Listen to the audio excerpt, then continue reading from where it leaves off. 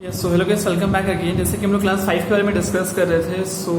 अगला जो चैप्टर है वो है पानी का प्रयोग। पानी के बारे में ये बताया गया है, काफ़ी इंपॉर्टेंट टॉपिक है ये। इसमें ये बताया गया थोड़ा साइंटिफिक भी है कि जैसे अगर आप पानी में नमक मिला देते हैं तो पानी में अगर आप नमक मिलाते हैं तो उसका जो डेंसिटी होता है तो डेंसिटी बढ़ जाता है। और अगर आपने ऐसा किया और अगर उसमें आप अंडा रख देते हो या अगर आप नींबू रख देते हो तो उसके ऊपर तैरने लगता है। तो तैरता इसीलिए है क्योंकि उसकी डेंसिटी में जो घनत्व होता है वो बढ़ जाता है। ठीक है। ये पूछा आ सकता है कि बताइए, जैसे कि अगर आप पानी में सॉल्ट मिला देते हो तो उसकी वजह से डेंसिटी का बढ़ जाती है, जिसकी वजह से कोई भी अगर छोटे मोटे ऑब्जेक्ट्स हैं वो तैरने लगते हैं। फिर एक टॉपिक आता है डेड सी के बारे में। डेड सी का नाम इसलिए रखा गया है क्योंकि इसमें पानी में नमक बहुत है।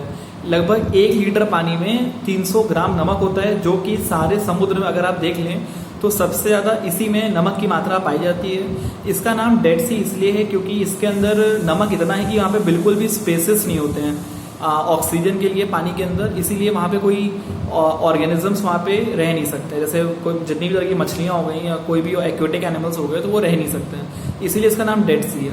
फिर बात करते हैं दांडी मार्च। 1930 में किया गया था, ये आप जानते होंगे, हिस्ट्री में पढ़ा होगा। गांधी जी ने शुरू किया था ताकि इसको जो सॉल्ट लॉ है उसको ब्रेक कर सकें, और एक अंग्रेजों के लिए सबक था ये। ठीक है, दांडी मार्च का ध्यान रखिएगा, 1930 में रखा गया था, मतलब किया गया था, सॉरी। डेड सी हो गया, दांडी मार्च हो गया, और ये पहला वाला पॉइंट थोड़ा साइंटिफिक था। ओके, फिर बात करते हैं अगला टॉपिक जो है वो है मच्छरों की दावत। थोड़ा टॉपिक, इससे नाम थोड़े मतलब ऐसे रखे हैं ताकि बच्चों को थोड़ा सा वो कर सकें, अट्रैक्ट कर सकें। बात करते हैं जैसे मलेरिया, डेंगू, चिकनगुनिया, ये जो 3 जो बीमारियां हैं ये तीनों फैलती हैं मच्छरों से। ठीक है, ध्यान रखिएगा, मलेरिया, डेंगू और चिकनगुनिया। और मलेरिया जो फैलता है वो फैलता है एनोफिलिस मॉस्किटो से, और ये फीमेल होती हैं। नाम ध्यान रखिएगा, बहुत ज़रूरी है, एनोफिलिस मॉस्किटो, फीमेल। और अगर इसके सिम्टम्स अगर आपको देखने हैं तो इसमें फीवर काफ़ी हाई आ जाता है और बहुत तेज सर्दी हो जाती है। इसकी मेडिसिन बनाई जाती है सिनकोना के पेड़ से, और सिनकोना का जो बार्क होता है, छाल जो होती है पेड़ की, उससे बनाया जाता है। सिनकोना ट्री बहुत इंपॉर्टेंट है, और मलेरिया की दवा इसी से बनाई जाती है। फिर बात करते हैं कि एनीमिया क्या होता है। एनीमिया एक ऐसी बीमारी है जो कि हीमोग्लोबिन की कमी की वजह से आ जाती है। हीमोग्लोबिन आप लोग का ब्लड में होता है, और इसको भरने के लिए हम ऐसा फूड खाते हैं जिसमें आयरन रिच हो, बहुत ज़रूरी है। ऐसा फूड खाते हैं जिसमें आयरन की मात्रा ज़्यादा हो, और आपको आयरन जैसे मिल जाएगा ग्रीन वेजिटेबल्स में, आंवला में, और जैगरी मतलब गुड़ हो गया, ठीक है, या चुकंदर हो गया, इन सब में आपका आयरन रिच चीज़ें पाई जाती हैं। और सिम्टम्स की अगर आप बात करें तो जैसे अगर सीढ़ी चढ़ रहे हैं तो उसमें आपको ब्रीथिंग प्रॉब्लम्स हो सकती हैं, या फिर स्वेलिंग इन लेग्स हो सकता है, मतलब पैरों में सूजन आ जाती है। और फिर बात करते हैं मॉस्किटोज जो होते हैं, अगर इसका ब्रीडिंग जो आपने देखा होगा वो रुके हुए पानी में होता है। बोला भी जाता था कि ये रुका हुआ पानी घर पे नहीं होना चाहिए, नहीं तो मच्छरों की संख्या बहुत ज़्यादा हो जाएगी, ब्रीडिंग उसी में होती है। इससे बचने के लिए क्या कर सकते हैं, उसमें आप तेल डाल दीजिए या फिर मिट्टी डाल दीजिए। अगर आप तेल या मिट्टी डालेंगे जिसकी वजह से जो डेंसिटी होती है पानी की वो बढ़ जाएगी, और जब डेंसिटी पानी की बढ़ जाएगी तो जो अंडे होंगे वो नीचे अपने आप डूब जाएंगे। ठीक है, तो इससे ब्रीडिंग को रोका जा सकता है, बहुत ज़रूरी पॉइंट है।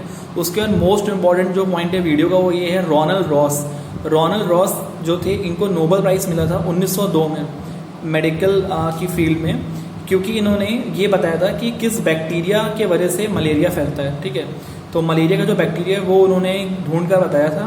तो रोनाल्ड रॉस काफ़ी इंपॉर्टेंट नाम है, इनको प्लीज़ आप याद कर लीजिएगा। और नोबेल प्राइज़ इन 1902 इन्होंने जीता था। ठीक है, तो ये सारी बातें हो गई।